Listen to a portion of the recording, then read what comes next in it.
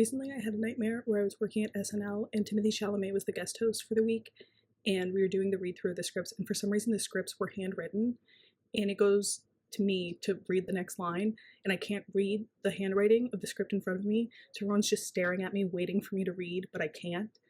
And it was the most humiliating experience I've ever had in a dream, and I think it's because I saw the headline where Travis Kelce said the hardest part of SNL was the read through, because he's not a very good reader, and my brain internalized that and made me think that I'm not a good reader either.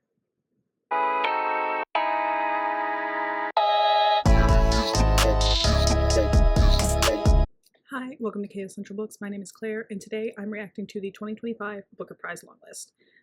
By the time you're seeing this reaction is very late. So late, in fact, that I've been able to pick up some library holds of some of the books. In my defense, though, the list was announced during a certain exam that I swear to God I'm not talking about at this point. But basically here you'll get my real reactions to the book based on what little I know. And let me stress what little I know. I did not do research. I know nothing about these books for the most part. I've read only one of the books on the list. And I'm just kind of going in blind. Literally, I approach the Booker Prize long list as just like kind of required reading that sometimes I ignore, sometimes I stick to. And that's just kind of the vibes. I'm not an authority. If you want a well-researched reaction, this is not the place. Look elsewhere. I'll link some people down below who are maybe doing a better job than me, but I promise this is not the authority on anything, ever. Basically, what you'll get from me is the name of the book, the author, if I think the cover's cool, and what I know about the book, which is not much. So if that's what you're in the mood for, stick around. I also plan on I subscribe to the Booker Prize email list because of course I do, and they send an email with the quiz of which book should you read first, and I'm going to take it to see if it is in line with what I think I should read first, or what I'm excited about. So that'll be fun. The first book on the list is Love Forms by Claire Adam, which I have picked up from my library. Love the glare on the library binding. I know nothing about this book. I think the cover's kind of cool. It is, I think, published by Hogarth. Yes, love the besties at Hogarth. I know nothing about it. I was reading reviews of one of the other books, and they mentioned that a lot of the books on the list are boring, and they did mention Love Forms, which upsets me. But I will be reading it because it's checked out from the library. I don't know how they continue to let me check out books when I have many, many overdue books, but love them nonetheless. The second book on the list is The South by Tash. I have not heard of this book. I know nothing about this book.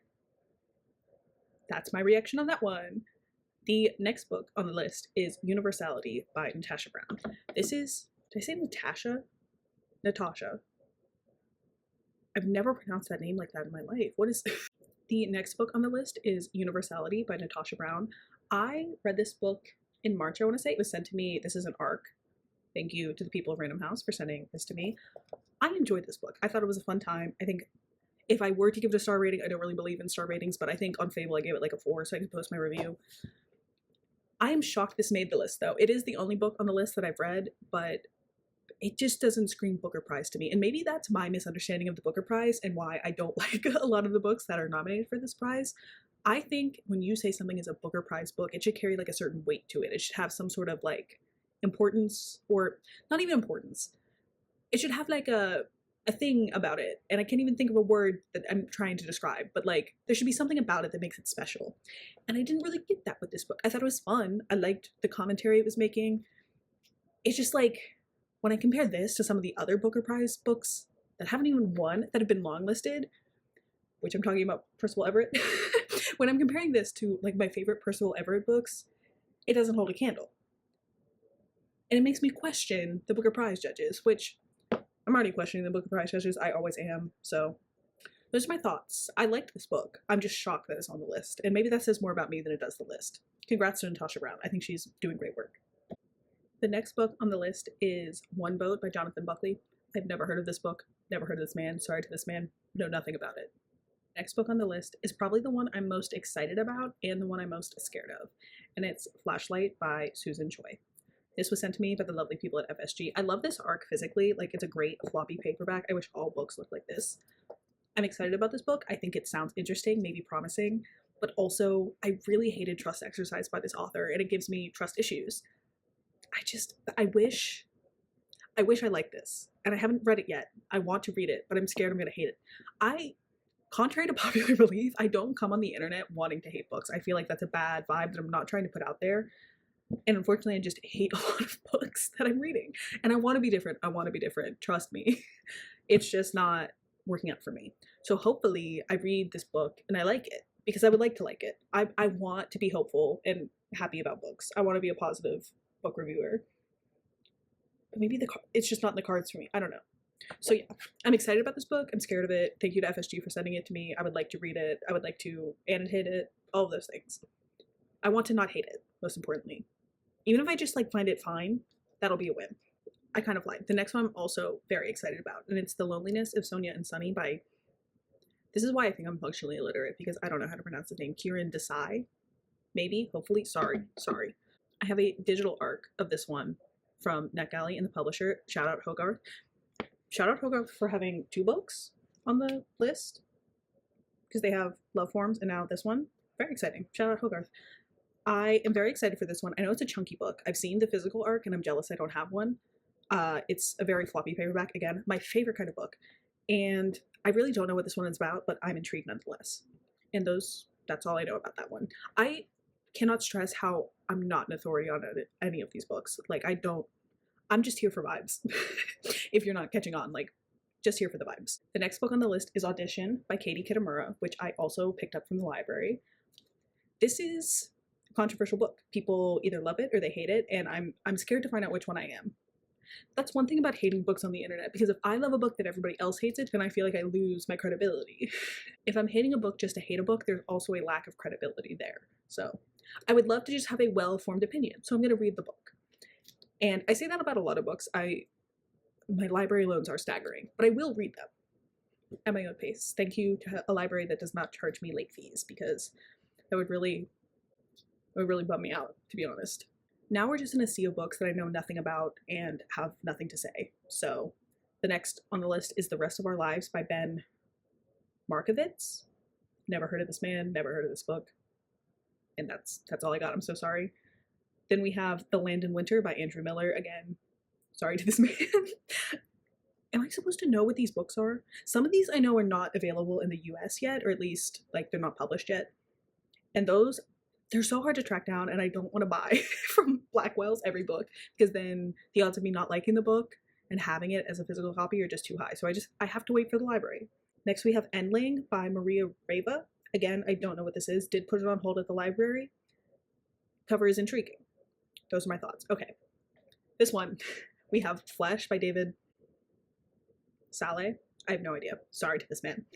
This is the one I'm currently reading. I have a digital arc from NetGalley and the publisher, which is Scribner. Shout out to them.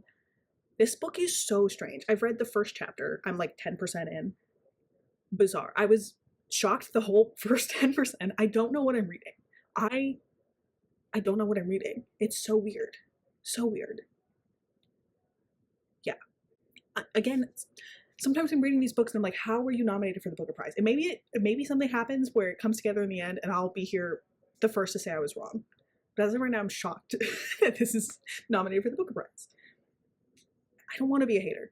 I cannot stress. I don't want to be a hater. I want to like the books. Maybe I'm not getting something. Okay, so then we have Seascraper by Benjamin Wood. Once again, I know nothing about this book. Never seen it before. Never heard of it.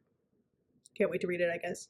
And then we have Misinterpretation by, God, this name, I'm so sorry, I'm going to butcher it. Ledia xhoga? I'm not even pronouncing the X. I don't know. I'm so sorry. Functionally illiterate, I promise. Again, don't know anything about this book. This was another one that I was reading is kind of boring, which makes me sad. I hate a boring book. At least make me feel annoyed. I hate to feel bored. So that's the entire list. I'm excited about Flashlight, also scared of it, and I'm excited about The Lonelieness of Sonia and Sunny. And those are my initial instincts. Flesh, currently reading. Scared by it.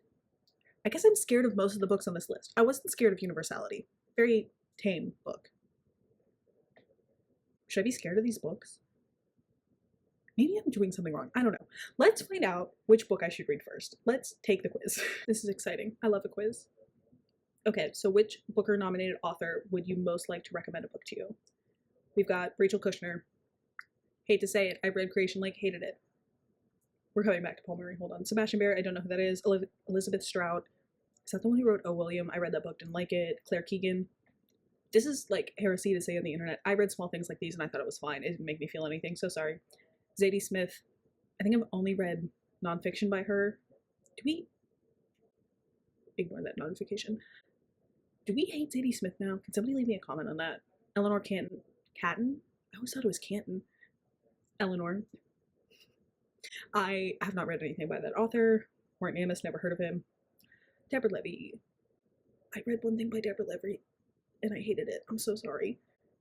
Arundhati Roy, never heard of. Ton Tuan Eng, never heard of. Ian McEwan, he wrote, didn't read it. He wrote Atonement and the Piano Lessons. I don't even know if maybe it's just called Lessons. It has like a beautiful pink and orange cover. I've thought about buying that book, but have not. Patricia Lockwood. I don't know if I've read anything by her. I feel like I have, but I feel like it was not my favorite.